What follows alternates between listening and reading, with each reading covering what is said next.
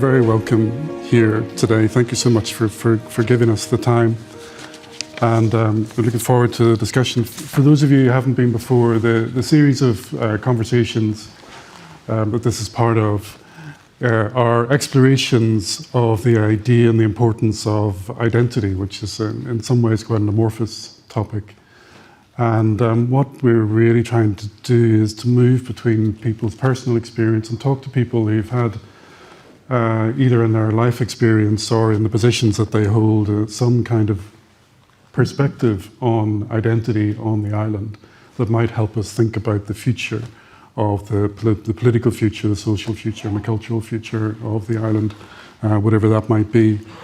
So Naomi is a great person to talk to because she is involved clearly in the world of politics, but she also sits at a very interesting juncture in the identity politics of contemporary Northern Ireland.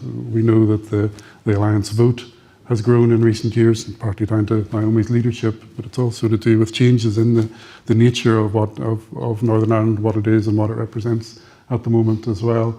And so Naomi is in a great position to talk about this. So we're going to move between the personal and the more general or the political over the discussion. We'll talk for about 45 minutes and then we'll leave time at the end for questions from the audience. So we look forward to hearing from you.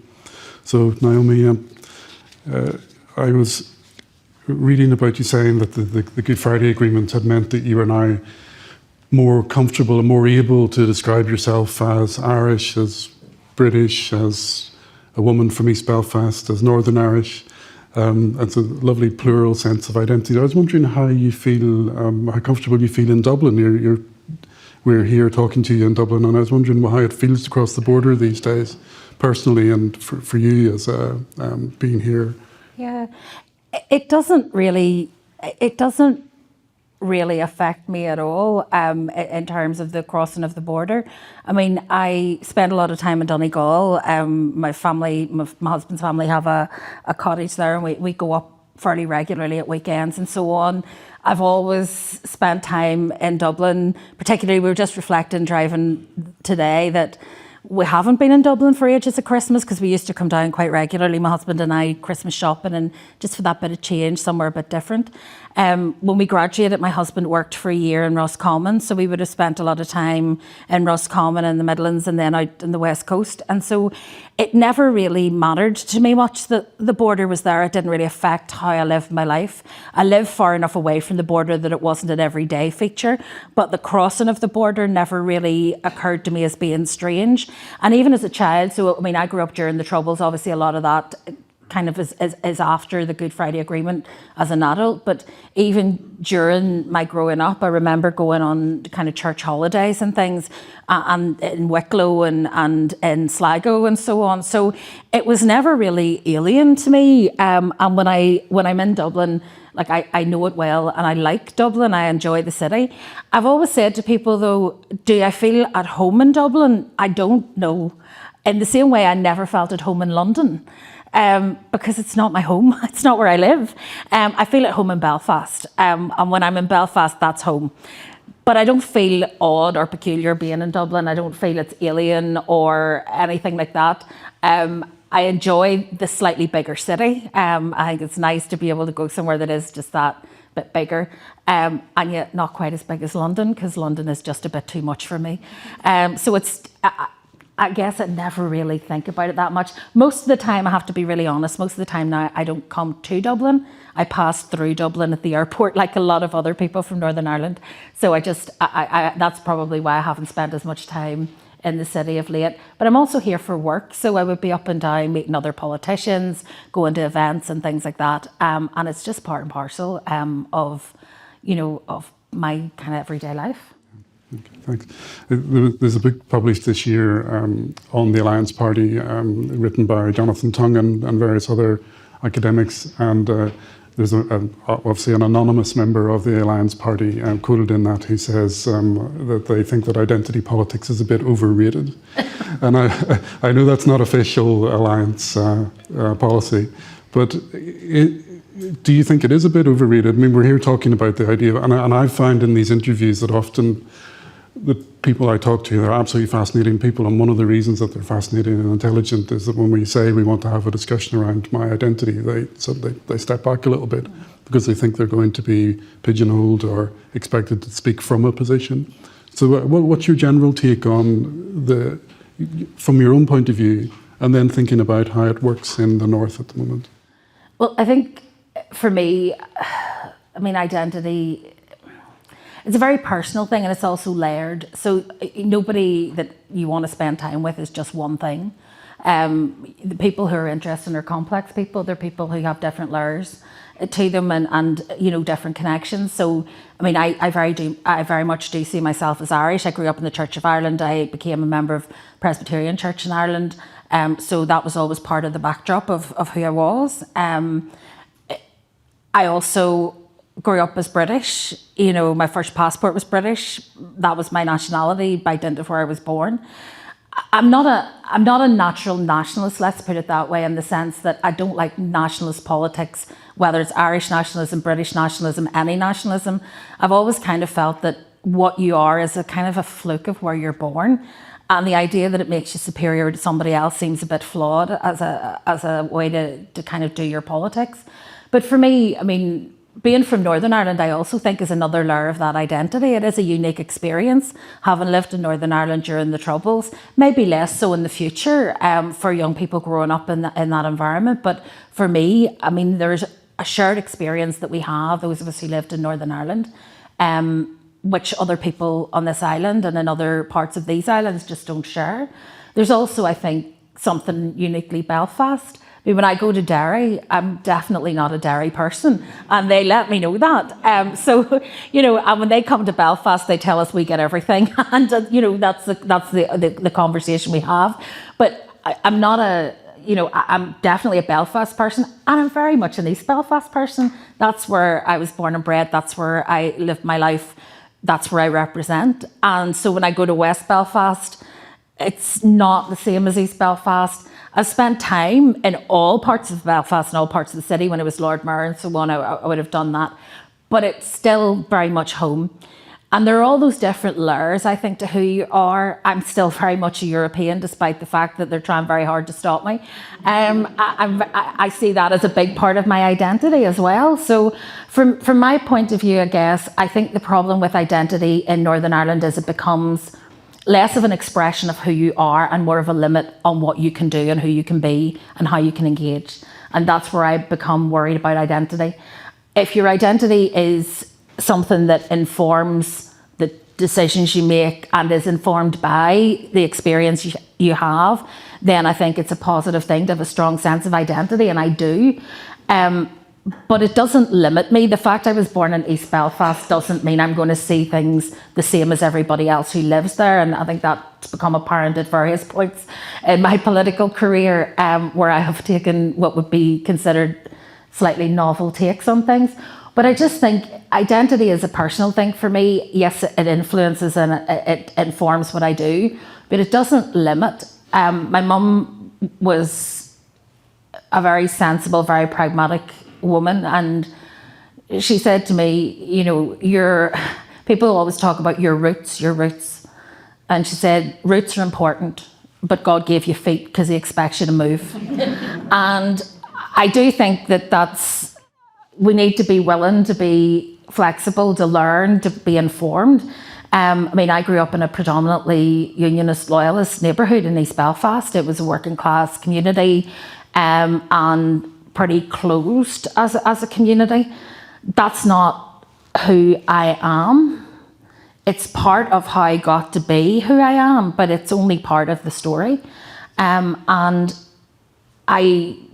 my views have been informed by that experience, my education, my opportunity to go to Queen's, and be in a more integrated environment, be exposed to different opinions, my opportunities to travel. All of those things have informed my thoughts now. So I think identity has to be something that there are layers to it. And I think your identity does evolve as you grow as a person. And I hope that journey continues. I wouldn't want to feel stuck at a point in time where I'm no longer capable of taking on new information or changing my mind about things, because I think that's part of the process. And just in terms of the way that who Alliance represents in the North at the moment, there's sometimes a slight difference between the notion of a Northern Irish identity as a kind of separate entity in a way, and then the more pluralistic and overlapping sense of identities. Is there any tension within the Alliance politics, do you think, or the way Alliance forms itself between those two views, as either a Northern Irish identity that Alliance might represent, or a multiple or overlapping sense of identity? Not really. I mean, there will be people in the party who predominantly see themselves as British, and that would be their main identity. There will be others who predominantly see themselves as Irish. Most of them will acknowledge, the majority of people in the party will acknowledge that they're a bit of both. All of them will acknowledge that being in Northern Ireland has definitely shaped who they are, their thinking, their politics, and so on. Some will be more comfortable with the term Northern Irish than others as an identity. Some would be more, for example, in favour of having more kind of shared symbols that represent Northern Ireland in a more tangible way than some of the symbols that currently do. Others don't feel the need for that, because the sort of the flags, the emblems, the symbolism stuff isn't that important to them. So yes, there'll be a diversity of opinions, but that's not really what the party is about. The party isn't about identity politics. It's not formed by people who came together because they had a single identity in mind. They came together because they had values and a vision that aligned. And so it's slightly different, because other people will try and fit us into a block. For a long time, people said we were small U unionist. Then, they then said, because of some decisions we made, no, they're really Republicans in sheep's clothing. And I get this a lot. I'm like Schrodinger's politician. I'm simultaneously Republican and loyalist and all the rest. And it just depends on who's doing the analysis. And I think it's not about that for me. It's about how we make life better for the people that we represent. I represent people in Northern Ireland, so I'm looking at how I can make their lives better. I'm looking at how we can have better relationships, east, west, north, south. How we can be more confident in our own identity, not as a collective, but as individuals. I don't believe that identity, yes, of course, you share it with other people, and there's something about identifying with other people, but I'm not sure that we always need to do these expressions as big groups. I think you need to be confident in your own identity, and then you can engage with anybody. So you were talking about growing up in East Belfast, and perhaps the majority of people who grew up in the area that you grew up in would have a very different take on identity politics than you would, and would ascribe to a particular identity and would feel comfortable in it. How do you think when you look back at your childhood, what were the factors that meant that you arrived at a different kind of politics than many of the people around you would? So most people would, through the kind of flags and emblems and all the markers of a culture that are around you, most of the people around you would have imbibed those, and they would become part of who they were in a very particular way, and clearly that's not quite the case with you. So do you think there's something that explains that in your own story? Yeah, I do. I mean, I'm respectful of flags and emblems and symbols, and I recognise their importance to people. I'm also wary of them being used as weapons, particularly in Northern Ireland, of them being disrespected, of disrespect for other people's symbols and culture. I'm tired of flags on lampposts marking territory, and of the use and abuse of symbols. So I don't have any hostility to the tricolour or to the Union flag. Neither of them offend me at all. But I am tired seeing them abused in order to cause offence to other people and to make other people feel excluded and uncomfortable and othered, because that's not what those should be. The purpose of flags, if it's anything, is to try and bring people together, and that's not generally how they're used in Northern Ireland. I'm tired of seeing them hanging in tatters on lampposts or being burned on, bonfires or whatever it might be. So it's not that it's not that I'm not respectful of those things, I am, and they have a place. But I think in Northern Ireland, it's almost like frontier politics where you have to be more extreme in your identity to prove that you really are who you are. People are less comfortable and relaxed about who they are because it's a contested space. And I think the danger there is that we emphasise difference and division much more than seeing it as a diversity and a strength that we can celebrate, which is how I see it. I mean, if I can be both British, Irish, Northern Irish, whatever, if that isn't in conflict in me, it doesn't need to be in conflict in society. Like, if it's not tearing me apart that I'm British and Irish, why is it tearing our community apart? So I think we need to be more creative in terms of how we look at diversity and that kind of layered identity that we have. And I think there are things we can do that are positive. But yes, there are particular experiences that do stand out for me that probably did affect my politics. And one was when we had some workmen who came from the south to do work opposite where I grew up. So I grew up just off D Street in East Belfast, and they were building on a piece of land which had been essentially left after the Blitz in Belfast, because we lived quite near the shipyard and so on. So there would be these vacant sites that had been bombed during the Blitz. And they came to build some apartments. And every year, people in the street would have collected and put bunting up for the 12th and stuff, and that was fine. But this year, because of these workmen, and only because of these workmen, they were collecting money to paint the curbs of the street red, white and blue and all this, and it was quite aggressive. And my mum refused to contribute because she said the pavement didn't belong to anybody, nobody should be painting it, that it was vandalism, and she was quite vocal about it. And she was a single woman. My dad had passed away by this stage. I was in my very early teens, and she said, no, and I don't want the curbs outside my house painted, so please don't do it. Now, they had enough respect for her that they didn't. But the following morning when she got up, she looked out the window and they had painted this massive Union flag on the road outside our house with "No surrender, remember 1690. And that was a message for us, not for the workmen.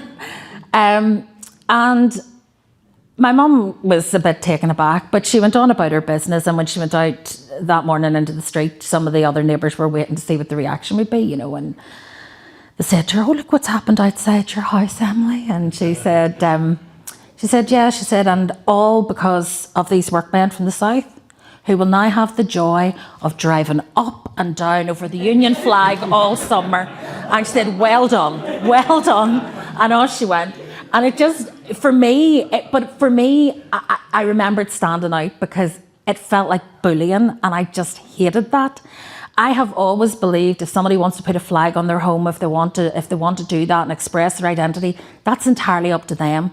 But when you start imposing it on other people, that's not what identity is about. And that's the bit that jars with me. But that's the incident in my head that made me step back and say, what are we using these symbols for? Why are we using them to intimidate people in our community?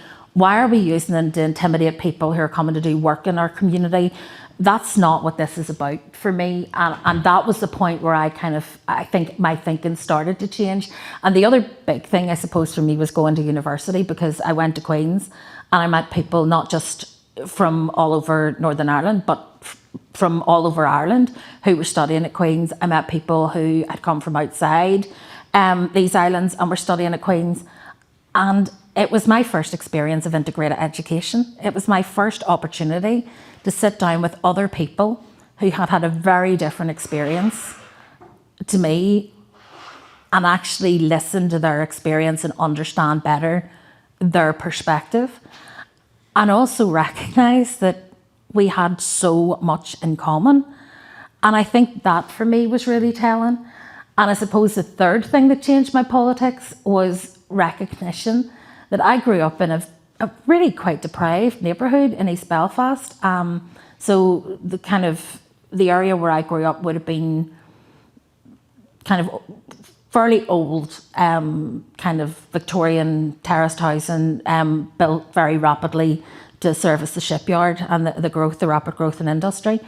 And then down further from that was Short Strand, which was a sort of Catholic nationalist sort of enclave in East Belfast. It was very isolated. In my mum's day, the people who lived there would have worked in the rope works alongside her. She had friends, women who worked together. But with the Troubles, that stopped and it was really cut off. And there was a belief in Short Strand that we had it good. And actually there was a belief where I grew up that we had it good. And then you went and you looked and we had the same problems, the same issues. And instead of working together to solve the economic issues that we were facing and try to make life better, we were both being sold a lie that essentially we were better off and we should just keep quiet and keep voting for the people we'd always voted for, and our life would stay better than their life. Actually, none of our lives were really anything to shout about. And I think for me, seeing that very visibly did challenge the kind of political background I came from, because I realised that we weren't better off, they weren't better off. We both needed to work together and try and lift families out of poverty and give them opportunities and do all the things. But the problems on both sides of the peace wall were the same. That really affected me in terms of my own politics, because I think just recognising that for a long time, particularly in unionist communities, people believed that their politicians were looking after them and that they were better off. They weren't. They did have opportunities that their Catholic neighbours didn't have in terms of employment, but it has left them now in a really bad place about education. And so there have been consequences to that, and I think many of them have been negative. So I think all of that kind of started to challenge my views and inform them as I was growing up. In the story about your mother, there's immense bravery in what she did as a person on her own, standing up to bullies, as you say. And do you think we underestimate the small ways in which people in Northern Ireland find ways to do that, to act in that kind of way over the years, maybe especially during the Troubles, but still? Yeah, I think those things matter. My mum, if someone from outside our neighbourhood had complained about what happened, that have been dismissed completely, my mum being able to find a way to diffuse the situation in a way with the neighbours, but at the same time to point out the ridiculousness of what they'd done in a way they could understand, I think was quite powerful. It was also quite brave. I mean, these weren't just kids, these were grown men who were trying to intimidate, and she was willing to stand up for them. And I suppose that also influenced me, because my mum was very strong in her views. She was very honest and very open, and never reluctant to share an opinion, whether it was popular or unpopular. And I think she taught me to be the same. She encouraged me to say what I thought and to challenge. And if I saw something I thought was wrong, to speak about it. And I was, from a very early age, just instilled with the belief that bullying was just not acceptable, like it's just not on. And she would always kind of batted for the underdog. So I guess there was a bit of that was instilled in me, in that when I see people, even now, who are vulnerable in our community and, are being intimidated because of their race, their religion, their sexuality, or whatever it might be, it really does make me angry. It's not just something but politically I find offensive. It actually does rile me, because I can't understand the mentality of people who see vulnerability and want to exploit it rather than actually help. And I suppose that's just something that was instilled in me. But yes, I think there were lots of people in Northern Ireland who did really brave things and moved the conversation on in ways that were really powerful. I mean, I always remember when the Enniskillen bomb happened, and it was such a totemic sort of moment. And when Gordon Wilson spoke in that moment, totally honestly and openly forgiving the people who did it, like, that was powerful. It was really powerful, because a lot of people were angry and full of hate and revenge, And the fact that somebody's so close to it was not that, almost modelled a different way to respond. And so I think those acts of courage, and there were people who denounced him for it and criticised him for it, but those acts of courage, it was very hard to criticise somebody that suffered that much for how they respond to it as well. I think those small things, those small challenges in communities, the people who do speak out and say that's wrong, those things have mattered over the years and they have changed people's views. So I am a great believer that small acts of kindness or courage or whatever can change communities, because it just makes people think, it makes people stop and think. And I think sometimes when you get together as a group, you get almost like a sort of mob mentality where people lose sight of the individual, the impact and everything else, and people get carried away with themselves. And sometimes it just takes somebody to stop and say, have you thought about this? And it just brings people back to a bit more humanity. Thanks. You talked about then going to Queen's and having a different experience, but obviously in secondary school then that wasn't an experience that you had of meeting people from the Catholic nationalist community. I wanted to just pause a minute and think about integrated education, because I know it's been an important issue for you for a long time. It's still the case that only about 7% of school pupils in Northern Ireland are in integrated education. Do you see a bright future for integrated education at secondary level in the North? I do, and at primary level, and it's something that I'm really passionate about. People will sometimes say to me, why do you worry? I mean, if you go to England, you know, there are church schools there and it's not a problem. But people don't go home at night to communities that are equally segregated, and that's the difference. In Northern Ireland, about 90% of people live in communities that are 90% single identity. So we're talking about levels of segregation probably on the scale of what we would have seen in the southern states in America during that kind of segregation phase. And then children go to school in segregated schools. And I just don't believe that's healthy for a society, because I was able to grow up in some ways, and although my parents, I think, were doing their best to give me a wider view and not to kind of encourage me to be prejudiced and all those things. And nobody in school ever taught me to be prejudiced. Nobody was encouraging us to hate anybody. That's not how it works. But I had no real lived experience of anybody who was distinctly different to me or had had a distinctly different upbringing. So I had never really had friends who were nationalist or Catholic. I had never had the experience of just being around people who had a different upbringing and a different political perspective, a different religious perspective. That just wasn't, it was very homogeneous. And part of the problem with that is you get one set of messages reinforced over and over again, and you don't get any alternative view, and your opinions aren't really challenged. And that isn't real life. When you go out into the world of work, you're going to be mixing with people from all different backgrounds, all different opinions, and you've got to learn how to accommodate difference, how to accommodate that diversity. And the fact that there are many things you have in common with people. You may have some fundamental differences, whether they're religious or political, but you may also have other things that unite you. Love a sport, you know, loving some hobby or whatever it is, having the same ambitions, working in the same office. So there are all those things that bring people together, and it's about how you manage difference. And we didn't really get a chance to learn that in school. And they would do things like, they used to take us in what were called EMU events, Education for Mutual Understanding. It was the first time I was ever stoned on a bus on an EMU trip. So up until then, I was unaware of how hated I was as a Protestant child. Until I went to pick up the kids from St Matthew's Church School in Short Strand.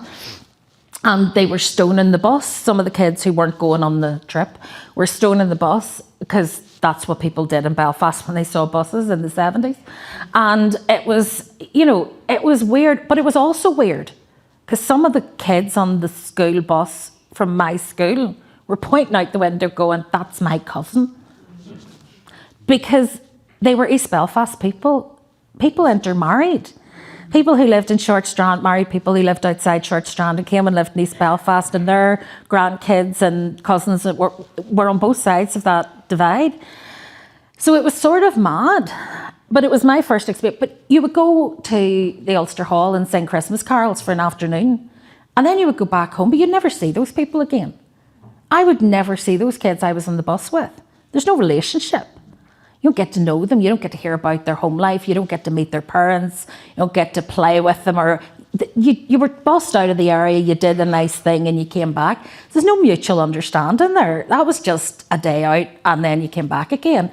So there was something kind of fake about it. I always laugh when I see the bit in Dairy Girls where, they try to do the, what's the difference between Protestants and Catholics and all this kind of stuff. But that is what education for mutual understanding was like. You would be taken somewhere out of your own community. You would be thrown into some activity and then you'd all go home again and never see each other again. When you go to an integrated school, you're just your classmates. There's no you're this, you're that. You're in that school, you're doing all the same classes. There's intentionality about it, so they discuss difference, they talk about the fact that there are differences, they learn about that, but it's just as part of being in that class, and they get to know each other and they make friends. And some of the stats that come out at the end, they survey young people in Northern Ireland regularly about their attitudes.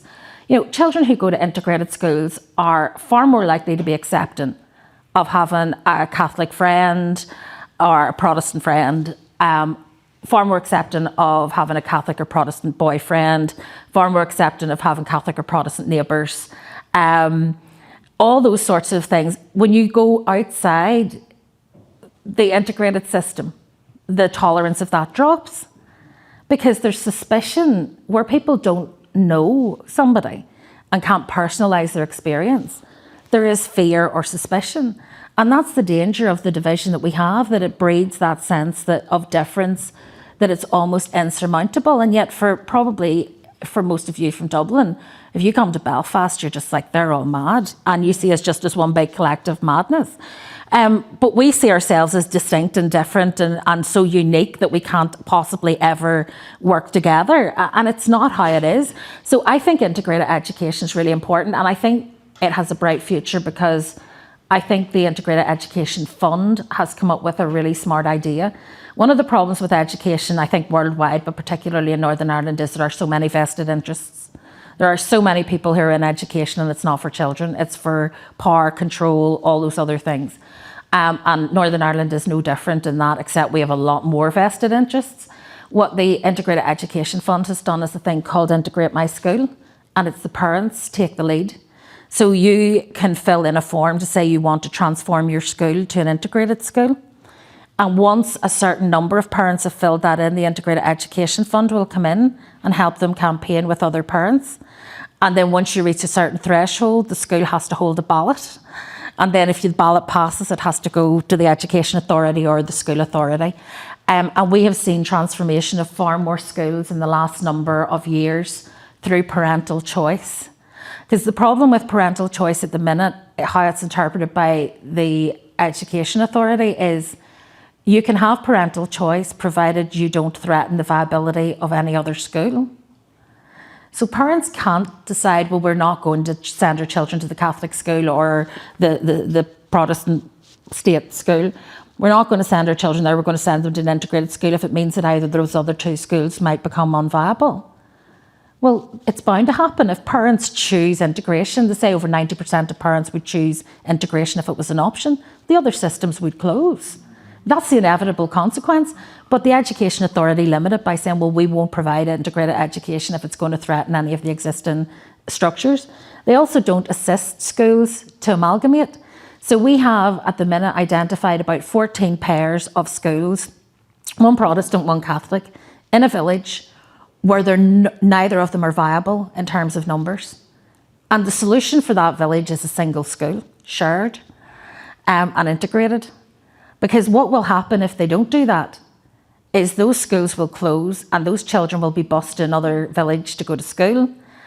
And eventually parents will say, well, I don't want to live in that village because it's too much hassle, so I'll move to another village, and the village will die.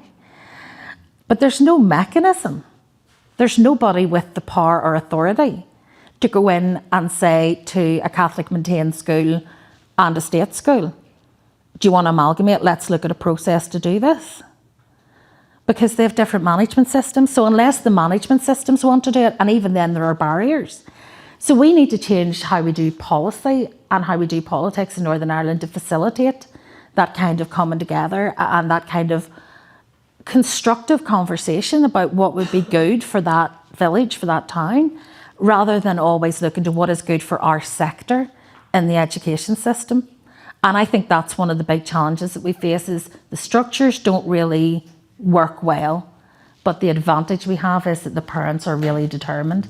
It was parent power that got us our first integrated college in Lycan College, and it'll be parent power, I think, ultimately that will transform the education system in Northern Ireland. Great, thank you very much. You've talked about your own faith and then your membership of the Church of Ireland when you were younger, Presbyterian Church later, and then maybe drifting away from institutional churches. So it'd be great to hear your thoughts on faith as part of who you are, but then maybe to reflect out a bit on and give us from your perspective a sense of how we should understand the role that faith plays these days in Northern Irish identity, because it seems to me it's become very complicated with, in a sense, particularly on the Protestant side, with the decline of the more established churches and the rise of smaller evangelical congregations. So what's your take on personally, and then maybe stepping out? Well, I mean, faith plays a big part.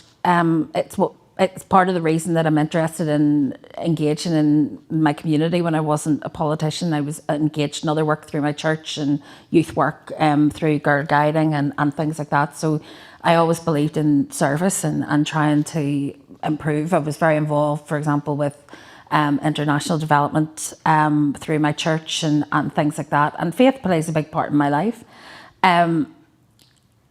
I think religion in Northern Ireland plays a big part in people's lives. I think that's slightly different. I think there's a tendency for people to identify with a religious doctrine, but not necessarily live a life of faith. And I think that there are genuine challenges. I mean, at times I listen to some of the things that are said about immigration and migrants, and I can't reconcile it with how Jesus approached those things in the Bible as a migrant for part of his life. Things that are said about homeless people, and I think about how Jesus wandered around the Middle East for many years preaching and relying on the charity of others. And it doesn't sit comfortably with me. You know, people have a superficial level of kind of religious acknowledgement, but not necessarily a faith that changes how they live. I'm not a religious person anymore, in that I'm not aligned to any particular denomination. I grew up in the Church of Ireland. I moved to the Presbyterian Church, and I parted company recently, well, not that recently, but fairly recently, with the Presbyterian Church on the issues of how they were treating LGBTQ people. And it comes back to that bullying thing again. It just felt to me like we were taking people who were marginalised and on the edge of society and treating them appallingly. And not only that, but bullying the people who were trying to reach them and show kindness and inclusion. And it felt to me a bit like the story in the Bible where Jesus went on to tell the story of the Good Samaritan, where the church had become very pious. It was a collection of people that they approved of and they thought were worthy, rather than a place for people who are broken and need healing and support and kindness and love and all of those things to go. And I just felt so uncomfortable with it. There were a number of incidents that took place, church commissions. I mean, David Ford had an awful time as party leader over equal marriage. There was a church commission. He literally was taken to the church courts in the Presbyterian Church over his stance on equal marriage. At one stage, my husband, who was our church secretary and an elder in the Presbyterian Church, somebody wrote to ask that he be removed as an elder from the church for two reasons, the second of which did make me laugh. The first was his support for LGBTQ people. And the second was him not keeping his wife in order. which in fairness, our minister said, well, I know you, so I forgive him that one. But in the end, it was all diffused and nothing happened. But it soured things. And in the end, Michael also did stand down because he just felt that it was knee-jerk stuff in a way that, I remember one of the new moderators. There were a number of incidents that happened. There was a new moderator came in, and it was the time where they were doing mitochondrial replacement therapy, and we were dealing with it in Parliament in the UK. So some women can't have children because the mitochondrial cells that the child feeds on in those initial weeks and months of conception are flawed, but they can be replaced. The technology is there to replace them. And the church adopted this really weird thing of calling them three-parent babies, and that this was unnatural. And I said, but when you get a cornea transplant or a heart transplant, you don't refer to that person as a four-parent person, but they have a big chunk of somebody else in them. So how is that? Like, we either reject all scientific advancement and all medical science, or we have to embrace it sensibly. And the bizarre thing was that he had denounced this on the front page of the Belfast Telegraph or something, I think partly because actually churches are really poor at PR, so he hadn't been prepared for the questions he would be asked, and he just said something, but he hadn't spoken to me about it. And, I challenged him afterwards in it, and I said, with all due respect, if I'm going to make a decision, he said that I should have discussed it with my congregation before voting on it at Parliament. And I said, if I'm going to discuss the state of my soul, I will go seek out a minister. But if I'm going to discuss something as technical as mitochondrial replacement therapy, I'm going to go talk to a geneticist. Like, I'm going to go to the right person. I wouldn't get a plumber to do brain surgery. So I'm not going to go to a minister to ask about mitochondrial replacement therapy. But there was something just felt reactionary rather than thoughtful in the approach. And everything is a disaster. It felt like a cultural war being imported almost from the States around some of these issues. And I just felt increasingly uncomfortable. And the point where it tipped for me was when the church said they would no longer baptise the children of gay people. And at that point, I felt, okay, that's it. Like, at no time have we ever said we would reject the children of murderers, rapists, terrorists, you name it. But we're going to do that for people who are gay. And I said, I can't be part of that anymore.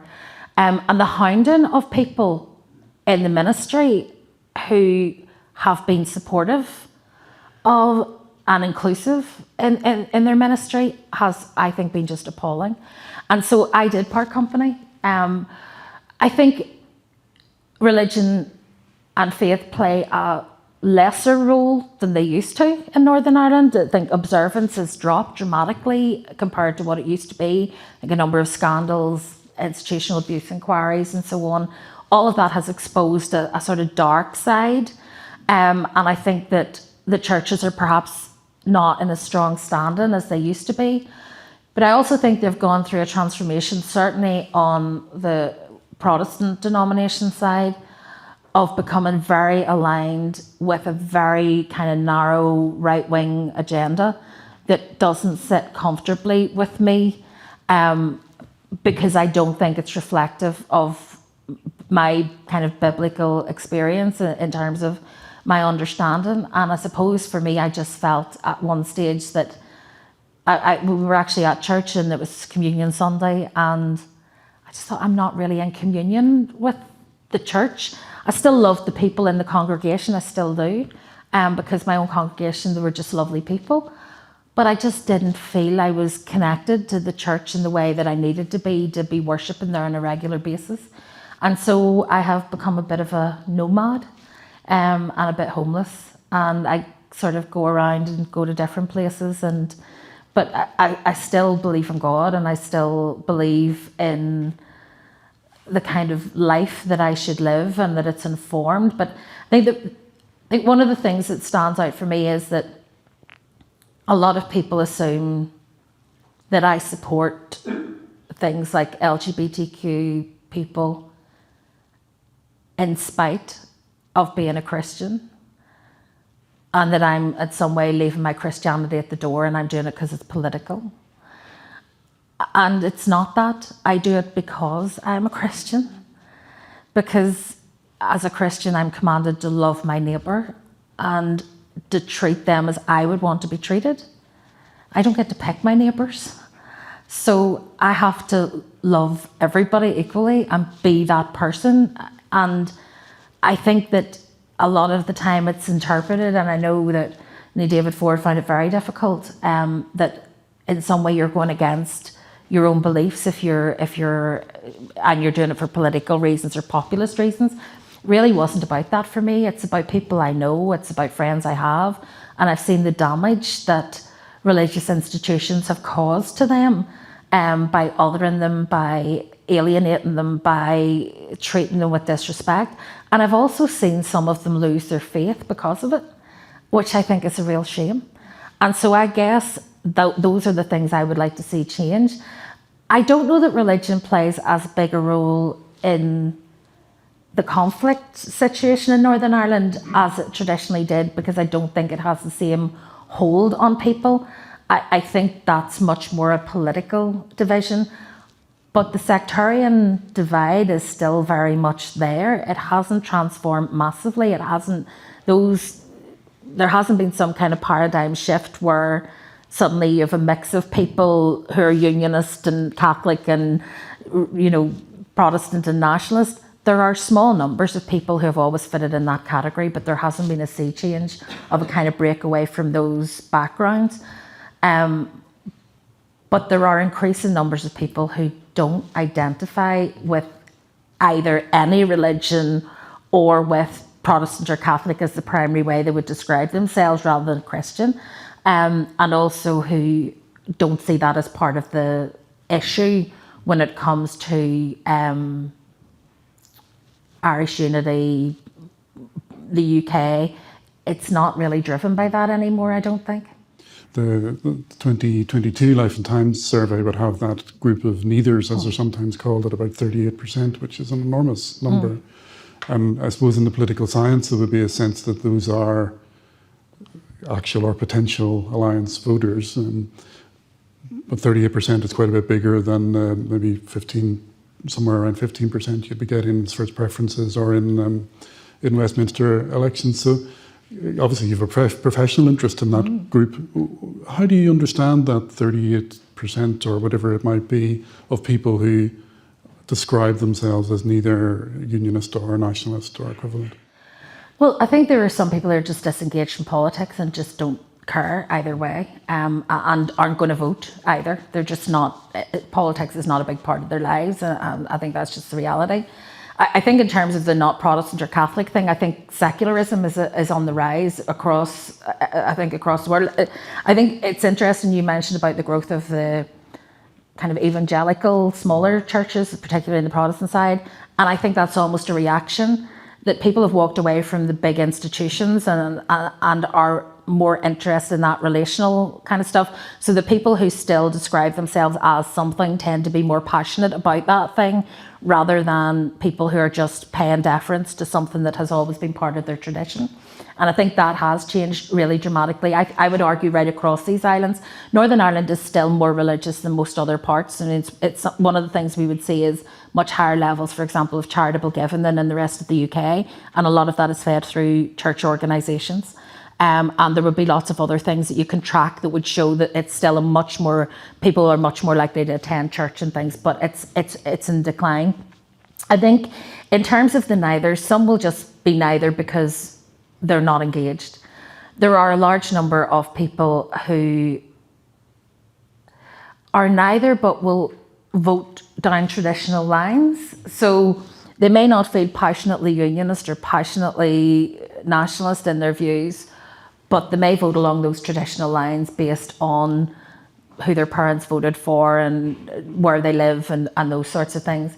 And then there are others, I think, who are more, if you like, actively neither, is maybe a way to describe it, rather than just passively neither. Some people have just rejected the whole thing around politics. But then there are those of us who would be, I would say, actively neither politically. And that I don't, even within the party, there will be people who would be unionist or nationalist. But when you look at the work that John Tong did, it's very clear that they are in a minority, and that the vast majority, that's kind of classic curve, the vast majority are around that neither, that pole, because they've rejected unionism and nationalism as political philosophies that actually will advance society, and are looking for an alternative to that, a third way to do business. And I think that those people will tend to align with Alliance. And that's, I suppose, where we need to close the gap between our current polling and voting levels and that group of people who still are not engaging with us, but are neither. Some of those people will also be Greens. So there's a small, I mean, it's small in Northern Ireland, it's 1% to 2%, but that's another 1% to 2% of people who just don't align along those traditional divisions and don't identify primarily as that. We did the survey that John Tong did that we were talking about. They asked people in Alliance, they did a series of surveys, and they asked them to list their top 10 priorities. And he said the one thing that really shone for him was that there was virtually nobody put a border poll in their top 10 priorities. The constitutional questions didn't feature. They were talking about education, poverty, housing, all of the really practical things. And he said people will sometimes think that we're secretly something else, or that people really, you must be a unionist or you must be a nationalist, you can't have no opinion. And he said when we actually surveyed the membership, you really don't care about it. Like it's not a facade. There's really just no interest in this conversation. Now, that's partially true. I think there are also people like myself and others who do engage in that conversation because we are interested, but not in the same way. We're not driven by ideology. We're interested in what the future will hold, what it will look like, how we can help shape it. But it's not driven by ideology, and I think that's the big difference with the neithers. It's not an ideological decision. It's a decision that they'll reach based on pragmatic and practical considerations, if and when the time comes. Thanks. And thinking about those constitutional futures and changes, I said to you just before we came in that I wanted to ask you about Brexit, and you did that face. And I suspect that face is long practiced at this stage. So let's try to address it in as positive a way as we can. When you reflect back on the experience of Brexit, do you think from your own personal point of view, has it changed your sense of what Britishness is, or what Britain has come to represent? You think about the other forms of identity that people ascribe to.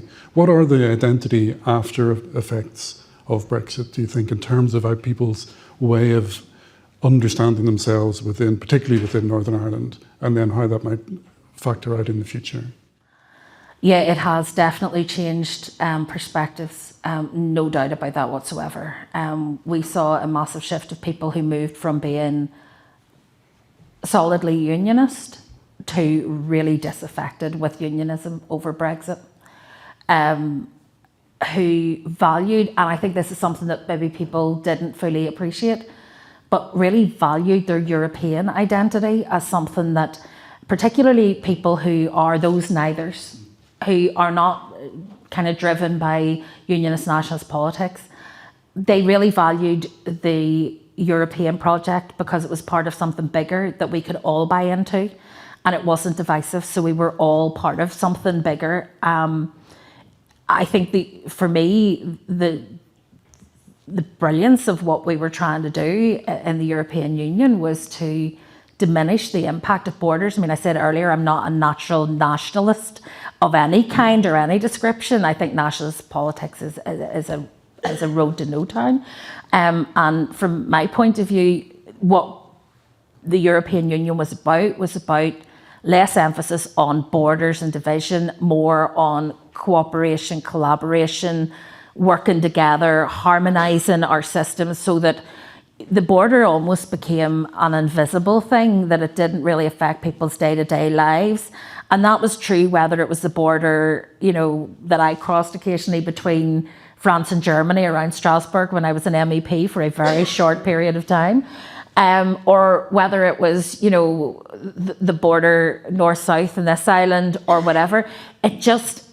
We were trying to get to a point, which I think is the right place to be, where we were working together really collaboratively, really well, with kind of a sense of purpose. And people like that in Northern Ireland. I think that overarching European identity was something that we could buy into, and that we could see the benefit of. And I know people will point out, well, there were also financial benefits, and they were huge. And I'm not dismissing those at all. I mean, the investment that the European Union made in Northern Ireland has never been replicated by any British government. And we're seeing that more and more as what was promised is stripped away, layer by layer, whether it's foreign payments or whatever it is, we're losing that investment. Whereas when it went through Europe, it was multiplied and brought back to Northern Ireland in a way that it isn't through Westminster. But it wasn't just about money. I think that's where people misunderstood it. It was about identity, actually. It was about feeling a part of something bigger. And for me, I mean, I found Brexit I found Brexit almost beyond my comprehension. I could not understand why anybody would want, and particularly why the UK, that had such a good deal, would want to give it up for the unknown. And to listen to people talking about trade deals with Australia and trade deals with some island off the coast of wherever, as if this was the same as our major trade, like the biggest trading bloc in the world, was just, I couldn't practically, pragmatically, intellectually process what was going on. And it just seemed to me it was driven by a combination of British nationalism, wartime nostalgia. I mean, I'm so tired of the sort of references back to the war and all of that. It just missing the point that the whole point of the EU was that wouldn't happen again. So it was actually it was part of the process. There was a nostalgia there for the past, this idea that the UK was too big to be part of Europe when none of the indicators were that was the case. A complete forgetting of the historic context in which Britain entered the EU, which was that it was broken as an economy and the EU was what turned it round. A lack of recognition of the degree of influence that the UK could have in the EU. All of those things just frustrated me hugely. And there was no logic to it. And there was this kind of underlying xenophobia that kind of underpinned a lot of it that I just found really grim. And it was led by people who were disingenuous. You know, they said, oh, we don't want these elites ruling us. And you look at them going, you are the elite. Do you know, it was, and yet people seemed to buy it. And it still baffles me that it was not just an act of self-harm that the UK inflicted on itself and is still reeling from, but for the communities who backed it, it was a massive act of self-harm. They were angry and disaffected with government. And I think the one thing I've learned from this is how important it is to understand where people are and the impact that they're feeling in their lives. It's okay saying the economy's doing well, but if you've got no money, it doesn't feel like it is. If you can't pay your bills, telling somebody GDP's up is not going to help. So you have to understand how people are feeling and living their lives. And I think a lot of people were angry at the government, and their way of kicking the government was to vote for something that they knew the government didn't want. And the government, despite the stupidity of calling the referendum, didn't actually want Brexit. And so that was a way of, well, we'll show you. And the problem with it was that it hurt them most, because those are the communities that will have lost the European funding, that will have lost the opportunities and everything else. And so I think that's, politically, there was a shift. I also think the standard of our politics plummeted. I think once people realised you could put figures on the side of a bus and drive it around London that were pure lies, they realised you could say anything and do anything and you'd never be held to account. And I think our politics actually was tarnished by that. We had years of, politicians standing. You could hear the click in the background of the cameras. It was on television, and them say, no, there's no press here. And it's like, you're denying what we can see, and yet nobody's saying that's a lie.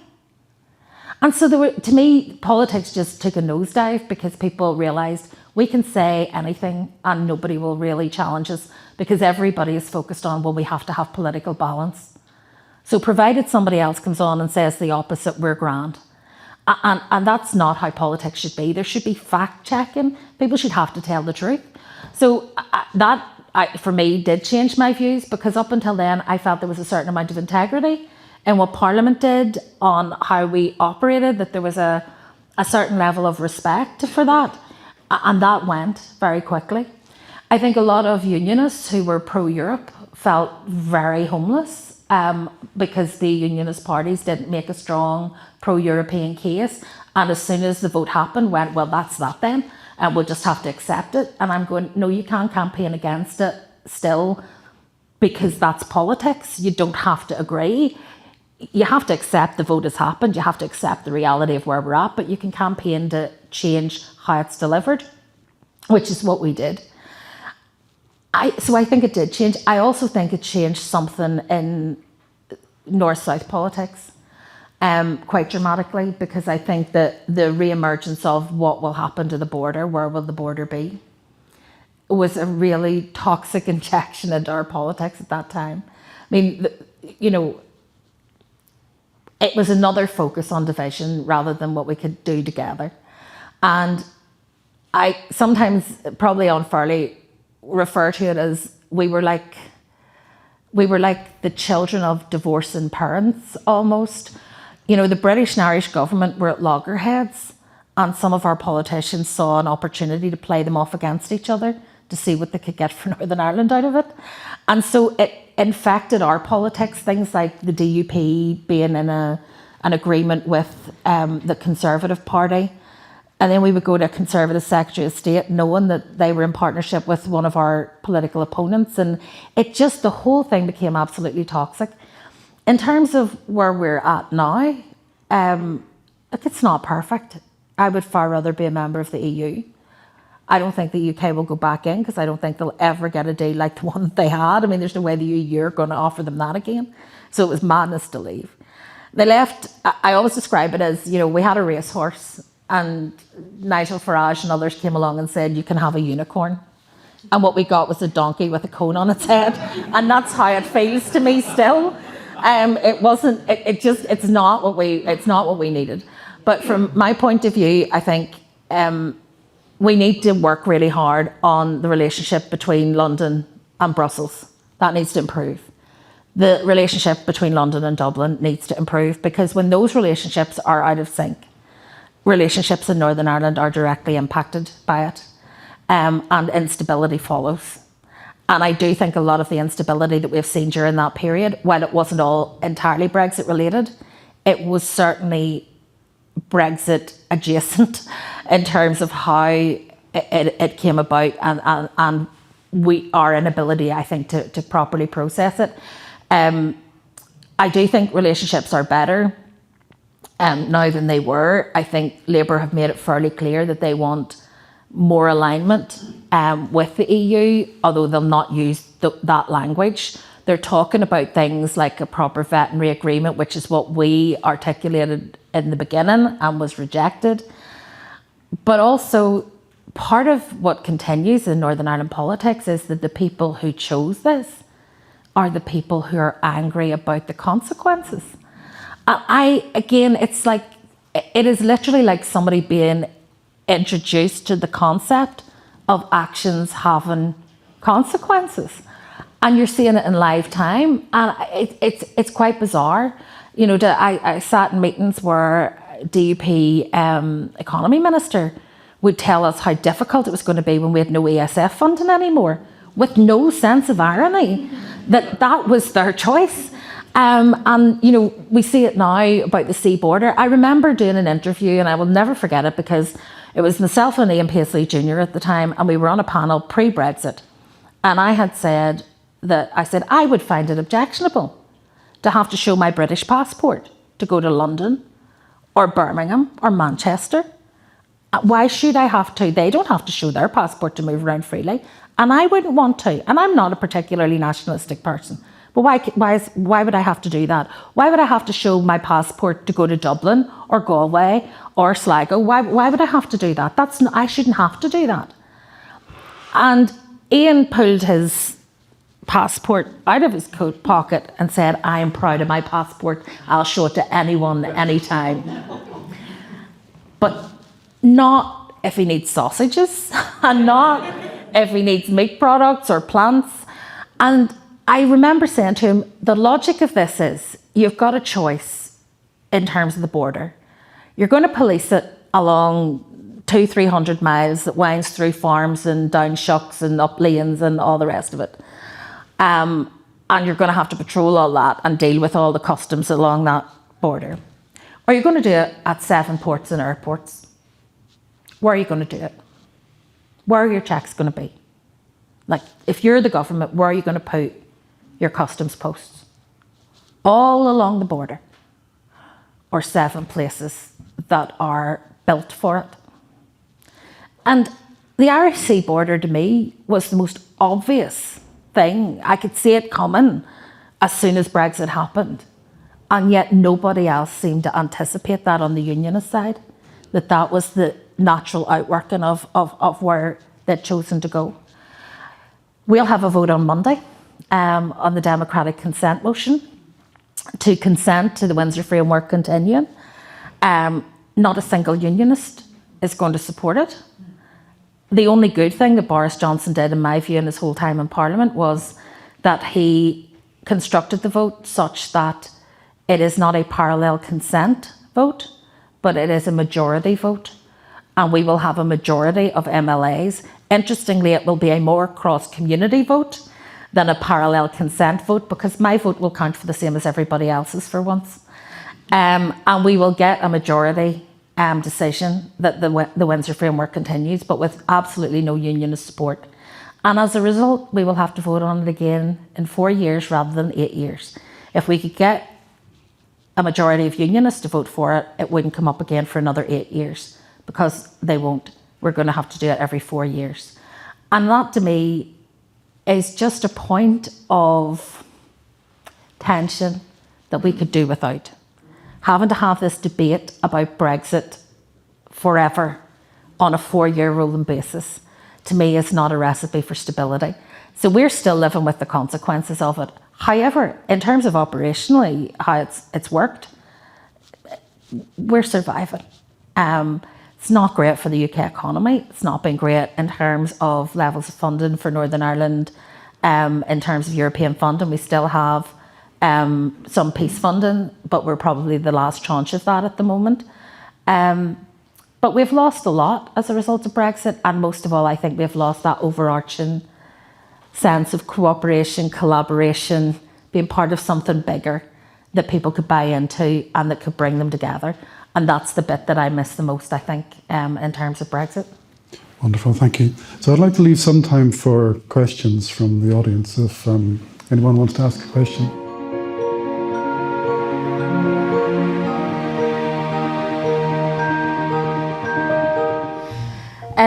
I think, generally speaking, if I'm honest, I think people in the South are just bored with Northern Ireland now. I don't think it's particularly my brand of politics. I think they're just tired of Northern Ireland and, frankly, have bigger issues to deal with. I think at times in Northern Ireland we do think that the whole world revolves around us, And we're indulged in that because presidents parade through and we get all this attention and everybody was talking about us in Brexit and everything else.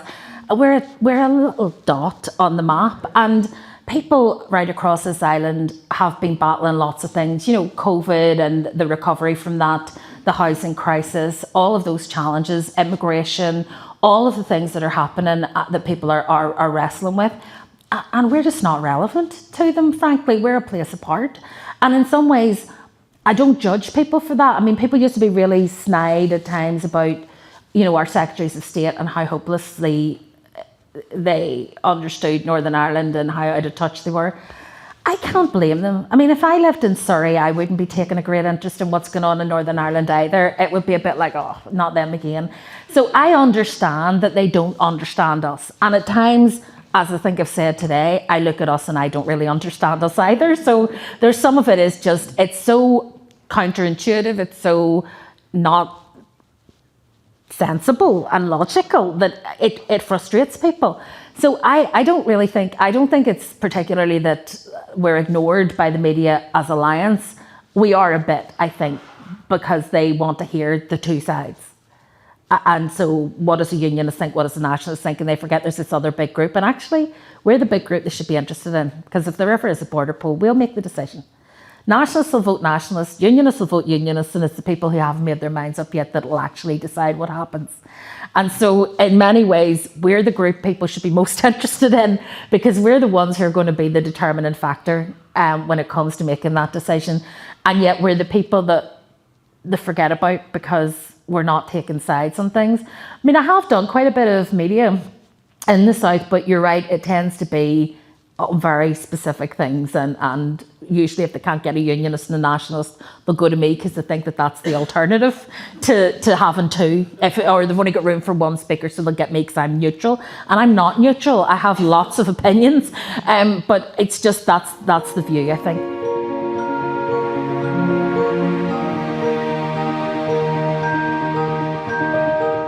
In terms of loyalists, we don't look down on them. I mean, we don't. But that narrative has been peddled now by mainstream unionism. I'll tell you what is looking down on loyalists. So I'll give you an example of this. And these are people, the Loyalist Communities Council, David Campbell, chairs that, former Ulster Unionist, former advisor to David Trimble, and it brings together an umbrella for paramilitary organisations and their representatives, and it was meant to be about transition, but they haven't transitioned. He was in the newspapers the other day saying that about the problems for loyalists in education, and he said the problem is that working class loyalists don't have factories and shipyards to go and work in anymore, and he went on about how this had left them disaffected. And I find that really insulting. Because I grew up in a community, my father worked in the shipyard, my mother worked in the rope works. There's no harm in doing manual labour. There's no harm in working in a factory. But he wouldn't want his son, that wouldn't be his ambition for his son to work in a factory or the shipyard. My dad worked in the shipyard. He lost the hearing in one ear and the sight in one eye working in the shipyard.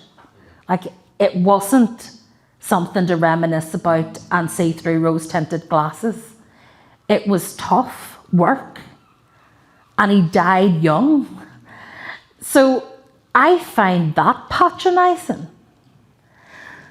I grew up in those streets and I studied civil engineering and I worked as a civil engineer for 10 years before I got involved in politics. I went on to be Lord Mayor of the city of Belfast. I'm leader of the Alliance Party and the Justice Minister. Why can that not be the ambition for young working class loyalist kids? Why is it always factories and poverty level jobs? And it's not Alliance that argues for that. It's unionist politicians. And they always have. Because an educated, switched on, critical thinking population won't serve their purpose. And that's the truth. So I get that loyalists are hostile to me, largely around the flags protest, which was largely orchestrated by the DUP, but brought a lot of loyalists in on that. But we're not looking down our noses at them. I have real ambition for kids who live in that neighbourhood I grew up in.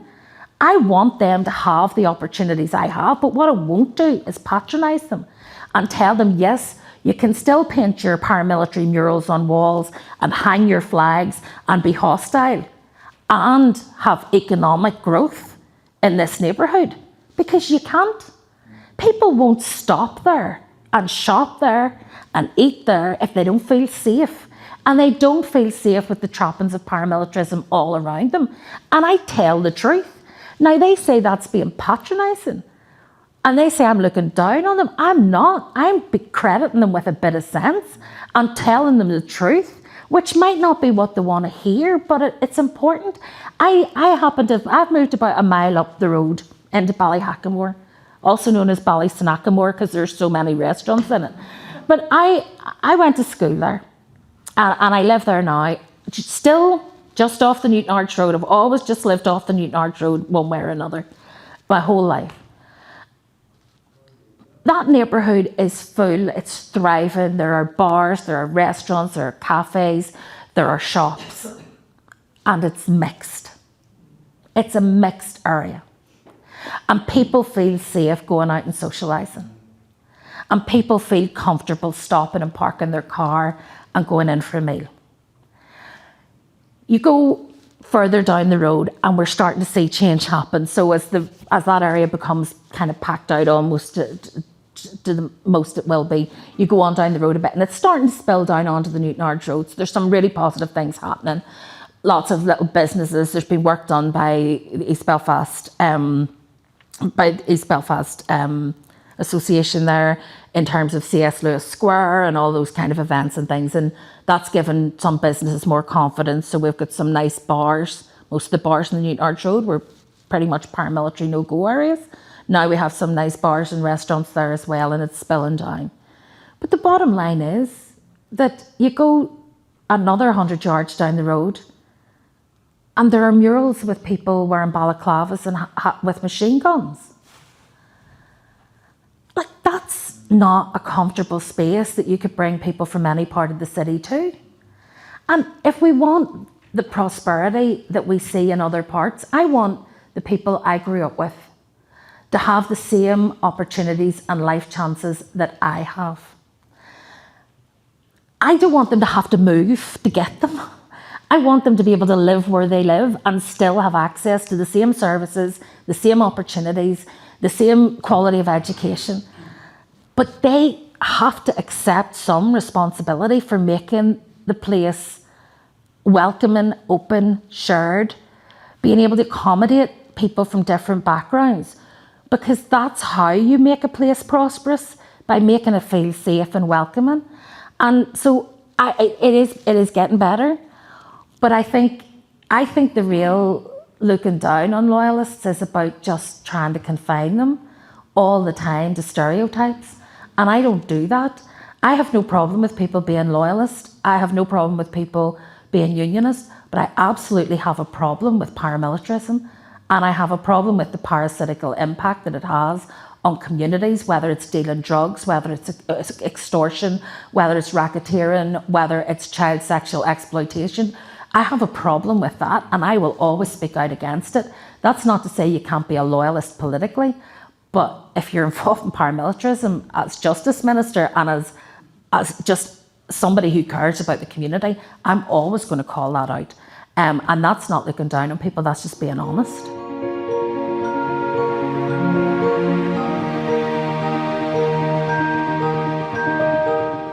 Yeah, we've been watching really closely, and I think the fact that at one stage Sinn Féin were polling around 37%, were looking likely to be the largest party, you know, I think did cause concerns particularly for unionists, because their feeling was that, a bit like we all felt really uncomfortable when the DUP were propping up the Conservatives, we kind of need the two governments to be quite neutral in their engagement with the parties in Northern Ireland and not to become partisan, because when they become partisan, it all starts to fall apart very quickly.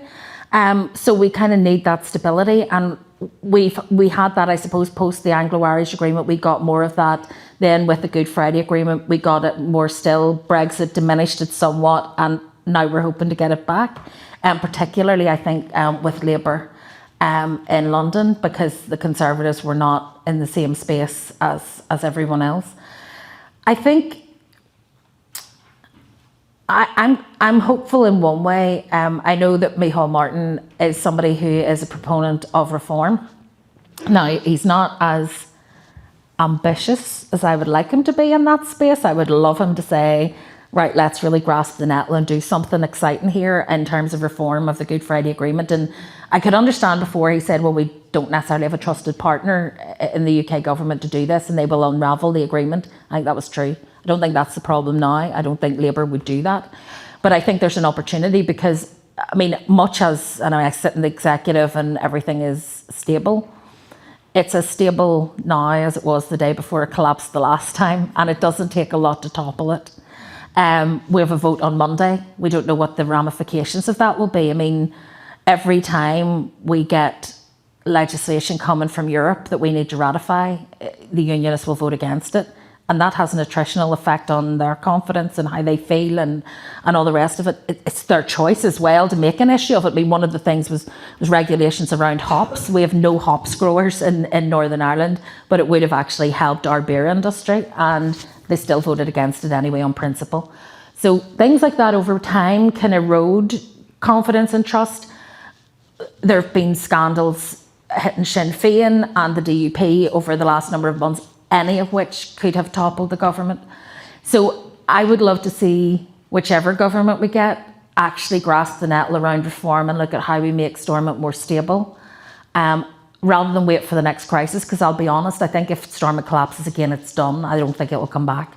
I think the public's patience has been tested to its elastic limit. I think Sinn Féin may be slightly chastened by their experiences over the last while.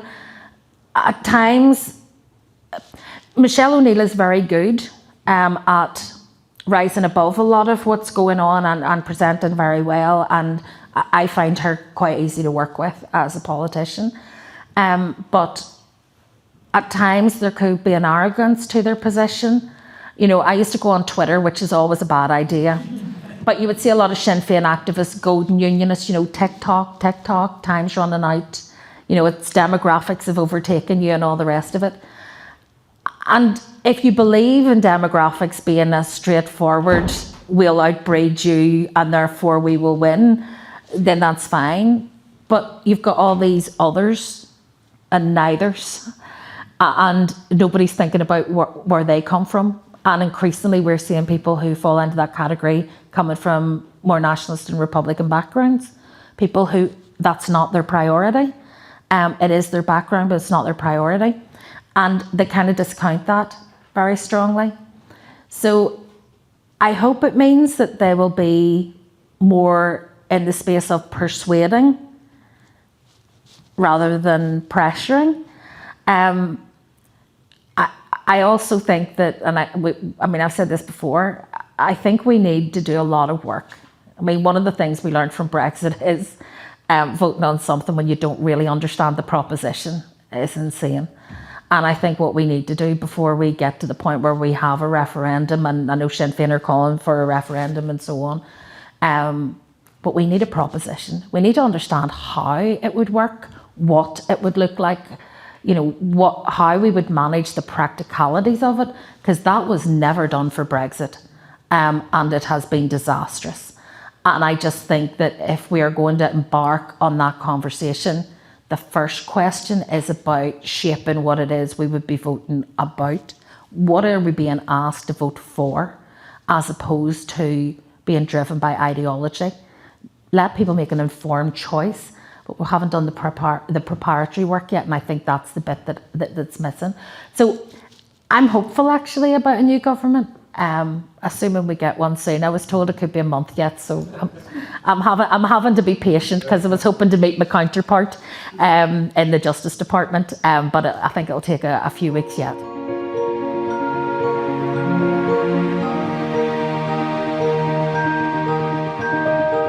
Yeah, I think there is a real challenge. I was being, I suppose, slightly facetious in saying that people just don't care, but there is an element of it that people with busy lives are just not that engaged beyond the things that affect them directly, and often Northern Ireland doesn't. So the times when people in the south look north is when there's a crisis.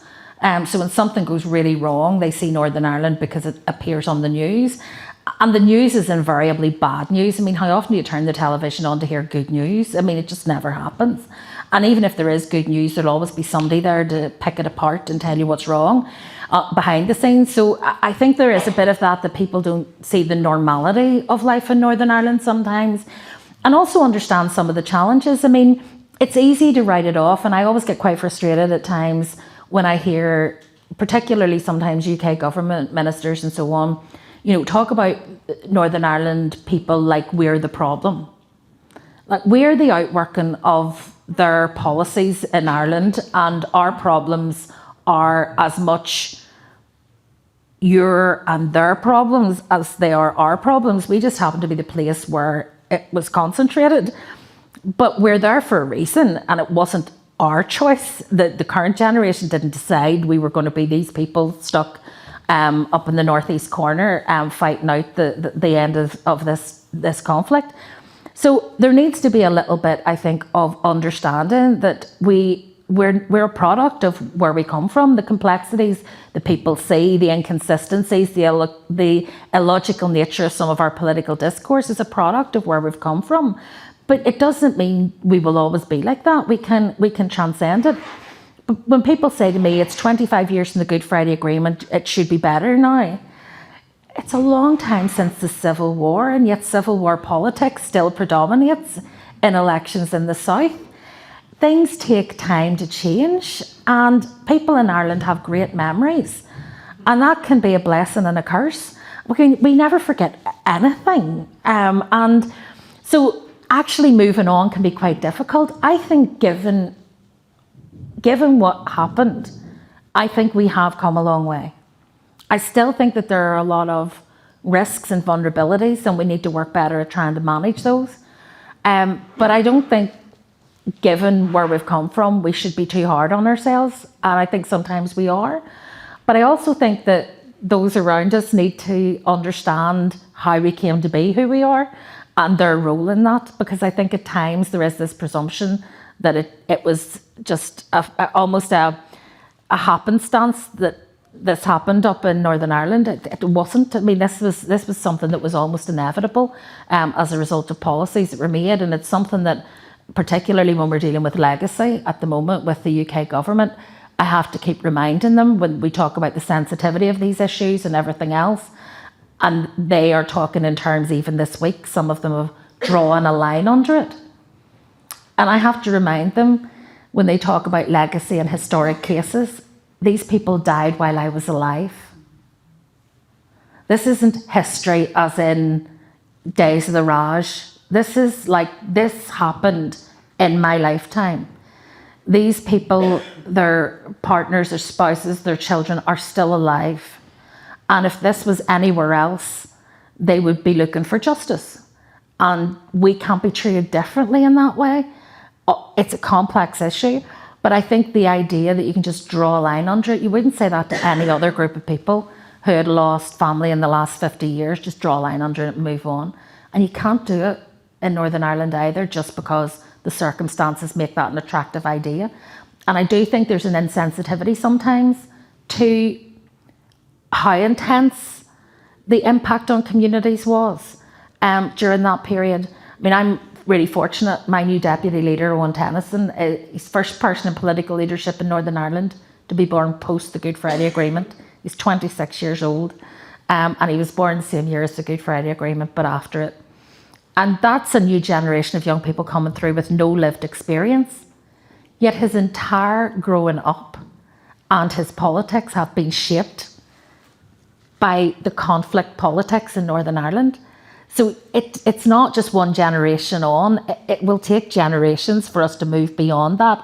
And I think we just need to acknowledge that that's not unusual, and it's not necessarily that we're being particularly weak or incompetent in dealing with it, though I think we could do a lot more to proactively work on reconciliation, understanding, and cross-community, cross-border, across these islands in terms of cooperation and education.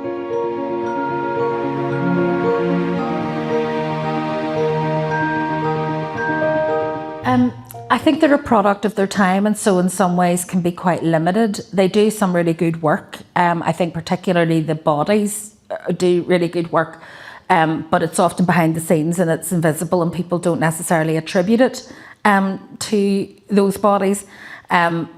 We have a particular interest, obviously, as a party, because for many years we wouldn't have necessarily had representatives in some of them just because of the party size. We now will and do, and that changes things. So I think they're pretty, I mean, I still think they're really important in terms of practical cooperation, bringing people together. The North-South structures more generally, particularly the political structures, are just mired in bureaucracy. I'm really lucky. So justice wasn't devolved with the Good Friday Agreement. It was devolved in 2010, 2011. And so I'm not part of the North-South Ministerial Council. I am a member as a minister, but that's not where my engagement with my counterpart here lies. We do that through an intergovernmental agreement, and it's brilliant because it's devoid of all that bureaucracy. Like if I want to meet, it was Helen McEntee, it was the outgoing Justice Minister. If I want to meet Helen McEntee, I can pick up the phone and ask for a meeting, and it happens. If Andrew Muir wants to meet his counterpart through the North-South Ministerial Council structures, he has to be accompanied. And because he is Alliance, he has to be accompanied by a Unionist and a Nationalist minister to make sure that he doesn't overreach. And if a Unionist goes to meet an Irish government official, a Nationalist has to go with them to babysit them, and vice versa. It's insane. And so, for example, part of the DUP protest over Brexit was that they wouldn't attend NSMC meetings, but they also wouldn't accompany Nationalist ministers, so they couldn't meet their counterparts through the NSMC. Now, theoretically, they could meet their counterparts outside of it, but nobody used that initiative and did that and went ahead with their meetings. But we had really embarrassing things where Nicola Mallon, who was the infrastructure minister at the time for the SDLP, couldn't meet her counterpart, and the meeting was arranged because at the last minute, the Unionist who was accompanying her refused to go. I don't have any of that baggage thanks to the agreement that I operate under. And my officials, we've got lots of working groups on things like domestic abuse and sexual violence, violence against women and girls, cross-border smuggling, drugs and all the rest. And they are really good, excellent levels of cooperation in the justice sphere.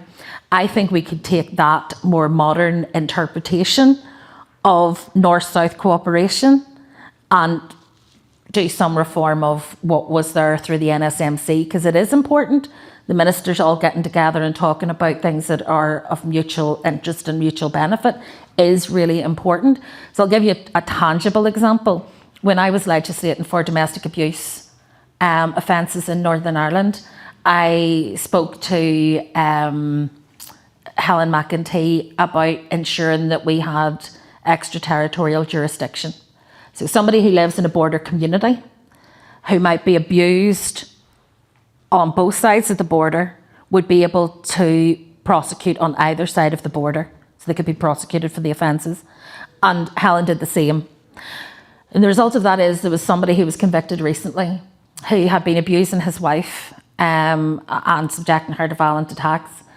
He lived on the border with Donegal. 3 of the incidents were in Northern Ireland and reported to PSNI. 4 of the incidents were in Donegal and reported to the guards.